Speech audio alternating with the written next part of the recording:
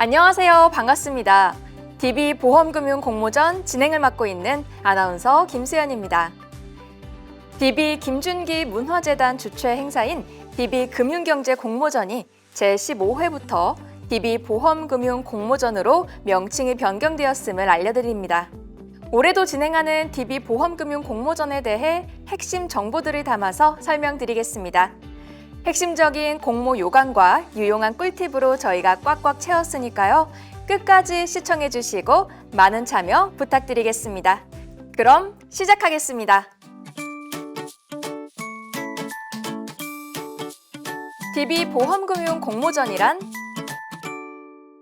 DB보험금융 공모전은 매년 전국에 있는 대학생 또는 대학원생을 대상으로 금융 관련 분야의 창의적이고 실용적인 제안을 받아 장학금을 지급하고 글로벌 금융 탐험 기회를 제공하는 학술 장학 프로그램입니다. 공모전 주최사인 DB 김준기 문화재단은 학생들에게 다양한 장학 혜택을 제공하기 위해 설립된 장학재단입니다.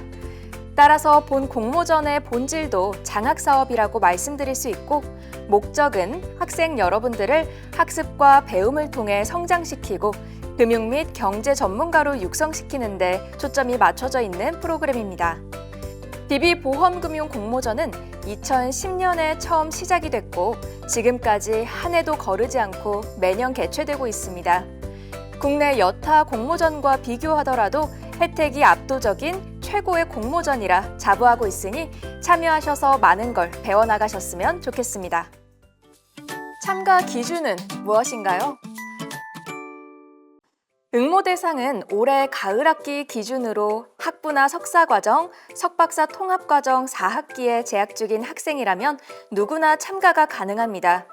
그리고 아직 졸업하지 않았다면 휴학 중이시거나 혹은 수료 상태이신 분들도 다 재학 중인 것으로 보고 있습니다. 따라서 자신이 참가 가능한지 궁금한 학생은 올해 2학기 기준으로 내가 아직 졸업 전이신지만 체크해 보시면 되겠습니다. 공모 주제는 어떻게 되나요? 가장 중요한 공모 주제인데요. 총 3가지 분야로 나눠집니다. 첫 번째로 보험, 은행 분야가 있고, 두 번째로 증권, 자산운용 분야, 마지막 세 번째로 경제 분야로 나뉩니다. 해당 분야 안에서 세부 주제는 참가자가 자율적으로 정하시면 되는데요. 주제 선택의 자유로움이 DB보험금융 공모전의 가장 큰 특징 중 하나라고 말씀드릴 수 있습니다. 그러다 보니 주제를 선정하시면서 어려움을 겪으시는 경우도 제법 있는데요. 주제에 관련해서는 뒤에서 좀 더 자세하게 설명해 드리겠습니다. 공모 일정은 언제인가요? 이번에 처음 DB보험금융 공모전을 접하시는 분들은 신청서 접수와 출품작 접수 시기가 구분되어 있는 것이 다소 생소하실 수도 있는데요. 신청서 접수 단계는 공모전 참가 희망자가 공모전에 참가 등록을 하는 단계라고 보시면 되고, 출품작 접수는 실제로 논문이나 기획안을 작성해서 제출하는 단계라고 보시면 되겠습니다. 참고로 신청서 접수 시에 작성하신 정보는 모두 출품작을 제출하기 전까지 자유롭게 수정이 가능하니까요. 신청은 부담 없이 해주시면 좋을 것 같습니다. 출품작 제출이 내년 2월 마지막 날에 마감이 되면 한 달여간 심사 기간을 거쳐 시상식과 글로벌 금융 탐방으로 이어지니 해당 일정도 함께 참고해 주시기 바라겠습니다. 출품작 작성 요령은 어떻게 되나요? 출품작은 논문과 기획안의 2가지 형식으로 제출을 받습니다. 먼저 논문 같은 경우는 분량 제한이 없으며 요약본과 논문 전문을 함께 제출하셔야 합니다. MS 워드로 작성된 파일이어야 하고 한글 파일은 접수를 받지 않는다는 점 유념하시기 바랍니다. 작성 폰트에 대해서는 각주나 참고 문헌 같은 기본적인 논문의 형식만 준수해 주신다면 심사에 있어서 별도의 명확한 기준은 없습니다. 중요한 것은 논문의 내용과 가독성이기 때문에 작성하실 때 이 부분을 신경 쓰신다면 형식적인 측면에서의 불이익은 없다고 보셔도 무방하겠습니다. 이어서 기획안의 경우 마찬가지로 분량 제한은 없습니다. MS 파워포인트로 작성된 파일이어야 하며 특별한 양식 제한 없이 자유롭게 작성하시면 되겠습니다. 다만 주의하실 점은 제출된 기획안을 출력하여 인쇄본으로 저희가 심사를 하기 때문에 발표용 PPT로 작성하시면 안 되고요. PPT 장표에 전체적인 논지, 논거, 시각 자료 등을 모두 포함한 보고용 PPT 형태로 작성해 주셔야 합니다. 또한 장표의 그래프나 도안의 깨짐 방지를 위해서 글씨까지 포함해 전체 페이지를 그림화로 진행하시는 경우가 있는데요. 이는 심사에 페널티가 발생할 수 있으니 글 부분은 꼭 원형식으로 제출해 주셔야 되겠습니다. 심사 방법은 어떻게 되나요? 다음으로 심사 방법을 보겠습니다. 심사는 크게 두 단계로 진행이 되는데요. 1차로 논문과 기획안을 서면 심사하는데 이 심사 기준은 창의성 30점, 논리성 30점, 실용성 40점의 배점으로 심사가 됩니다. 다음으로 1차 심사를 통과한 상위 9개 팀을 대상으로 2차 프레젠테이션 심사를 진행합니다. 팀의 출품작을 요약해서 약 7분가량의 PT를 진행하게 되고 심사 점수를 합산해서 최종적으로 상격을 결정하게 됩니다. 심사 기준은 무엇인가요?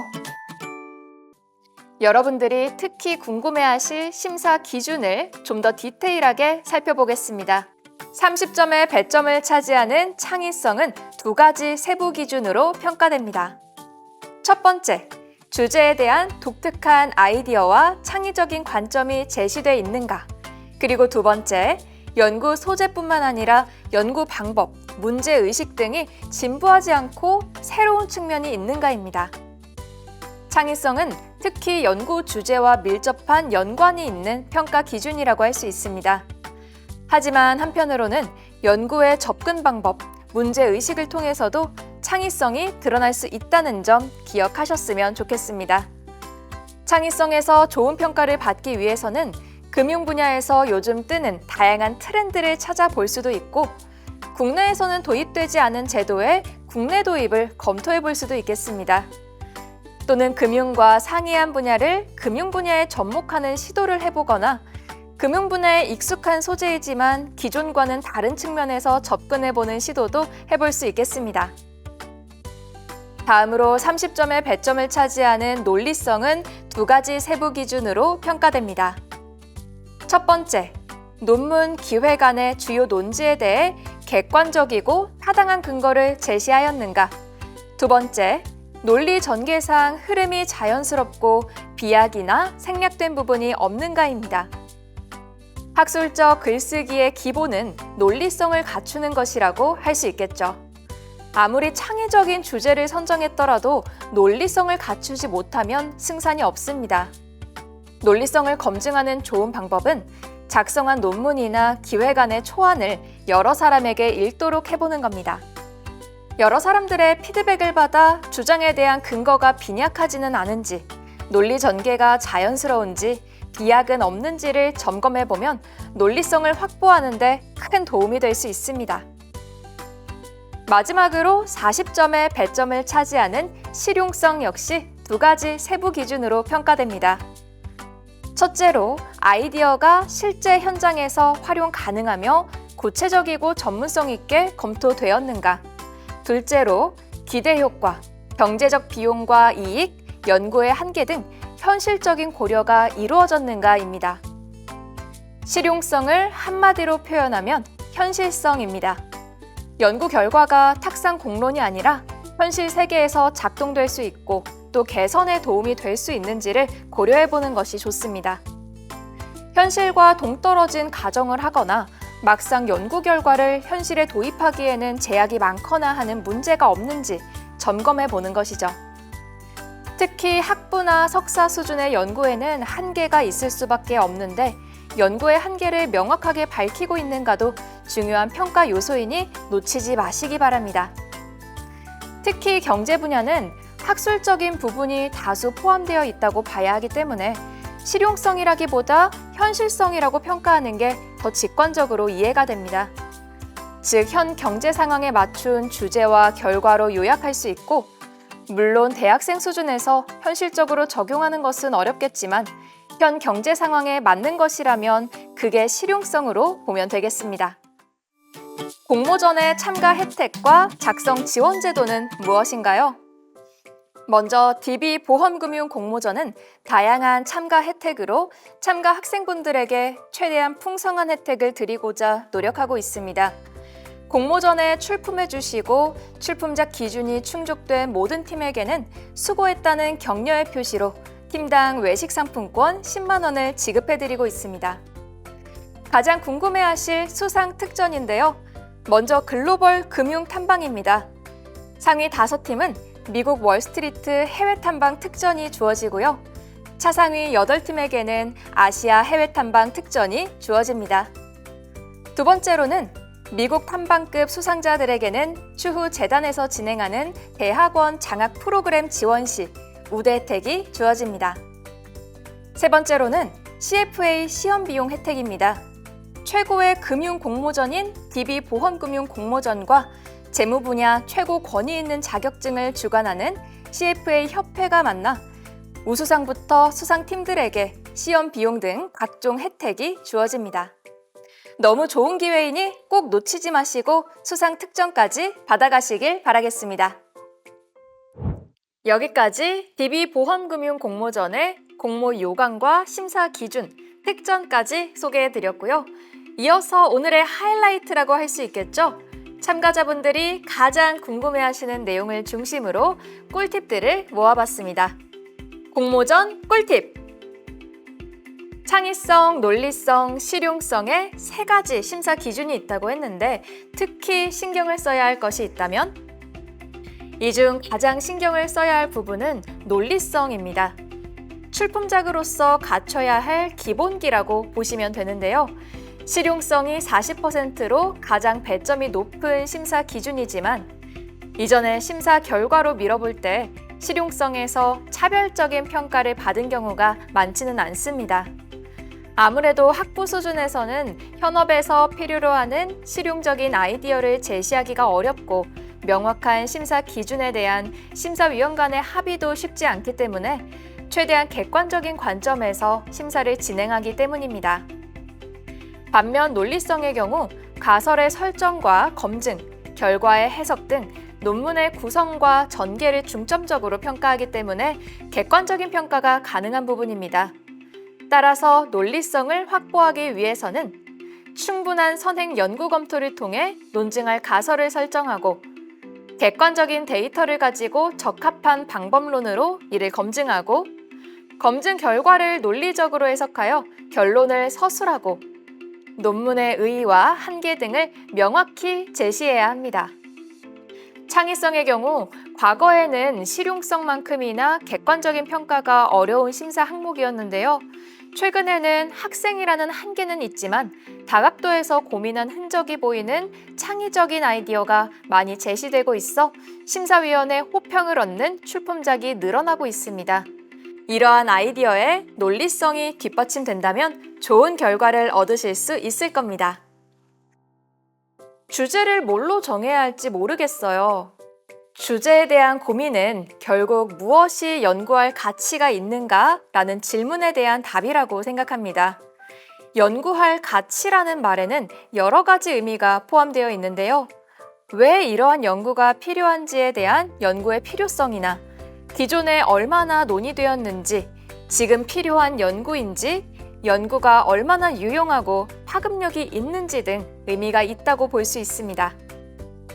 이러한 연구 가치를 판단하기 위해서는 결국 그 분야를 잘 알아야 하고 그러기 위해선 그 분야에 대해 조사하고 탐구해보는 시간이 필요합니다.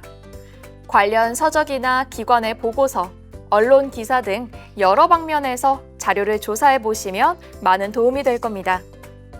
어떤 분야에서 주제를 정할지 막막하다면 내가 조금이라도 더 관심이 있고 깊이 공부해보고 싶은 분야가 무엇인지 중요하게 고려해 보시는 게 좋습니다.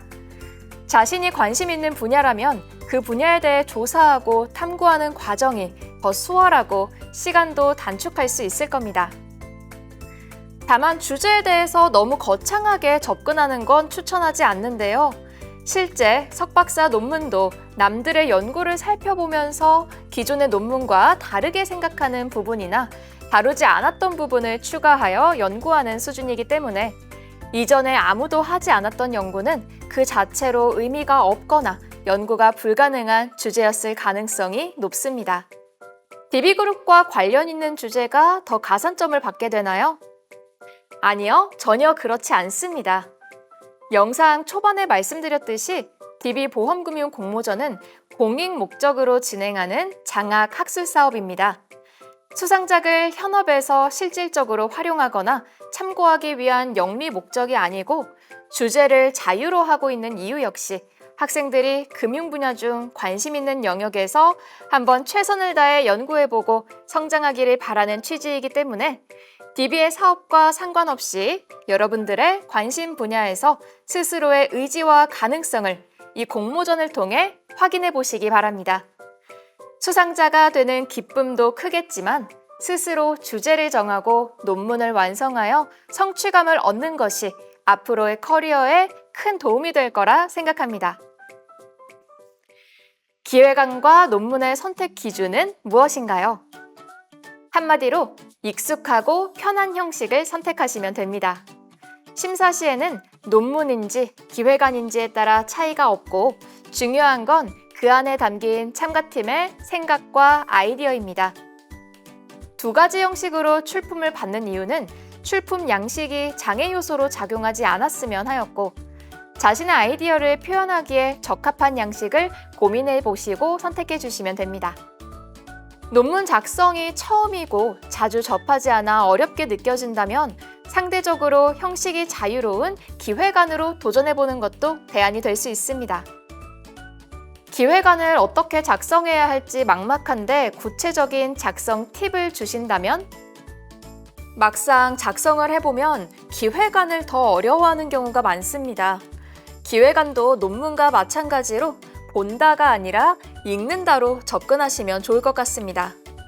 보통 PPT는 발표용으로 많이 활용하기 때문에 키워드나 시각 자료를 중심으로 표현이 되고 발표자의 말을 들으며 보는 개념으로 인식하지만 저희 공모전에 출품하는 PPT 기획안은 발표용이 아니기 때문에 오히려 시각 자료 활용이 보다 용이한 글이다라고 생각하시면 좀 더 편하게 접근하실 수 있을 것 같습니다. 심사위원분들은 기획안도 인쇄본으로 받아서 읽습니다. 어떻게 하면 읽는 사람 입장에서 수월하게 읽힐지를 고민하여 작성하시면 어렵지 않습니다.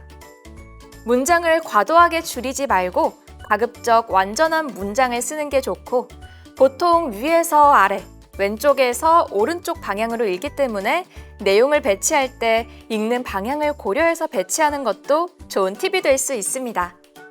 이미지, 도표, 그래프 등의 시각 자료 등을 활용할 때는 내가 보여주고자 하는 부분을 강조해서 표시하는 것도 좋은 방법입니다. 기획안 또한 학술적 글쓰기에 속하기 때문에 목차, 인용, 주석 표시나 참고 문헌 등은 표기해 주시는 게 좋습니다. 기획안의 PPT 디자인도 점수에 반영하나요? 아니요, 심사 기준에 신미성은 없습니다. 실제로 9회 때 기획안으로 장려상을 받은 팀이 있었는데 PPT에 아무런 디자인도 들어가 있지 않았습니다. 오로지 내용으로 승부한다고 보시면 됩니다. 디자인보다 내용이 잘 읽히는지, 논리적으로 연결이 자연스러운지 이런 부분에 더 초점을 맞춰 작성해 주시기 바랍니다. 분량 제한이 없다는데 얼마나 써야 적당한 건가요? DB보험금융 공모전에는 분량 제한이 없습니다. 그 이유는 참가자가 일정 분량을 의무적으로 채워야 되는 부담을 주지 않기 위해서이고 방대한 분량의 출품작을 기대하는 것도 결코 아닙니다. 불필요한 내용이 많으면 되려 심사위원에게 부담이 되어 기대 이하의 평가를 받으실 수도 있으니 이 점 주의해 주시기 바랍니다.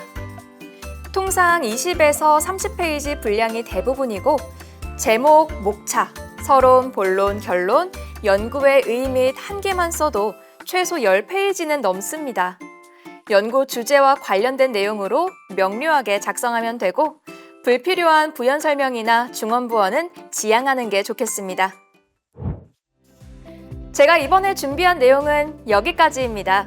최대한 참가 학생들의 입장에서 궁금해할 만한 정보를 전달드리고자 노력했는데 도움이 되셨으면 좋겠습니다. 비록 공모전에 참가하시는 모든 분들이 수상하시기는 어렵겠지만 본인만의 논문이나 기획안을 처음부터 끝까지 작성해보는 경험 그 자체는 분명 여러분들에게 크나큰 자산으로 남으니까요. 꼭 한번 도전해보셨으면 좋겠습니다. 꼭 PT 시상식에서 뵙길 바라겠습니다. 고맙습니다.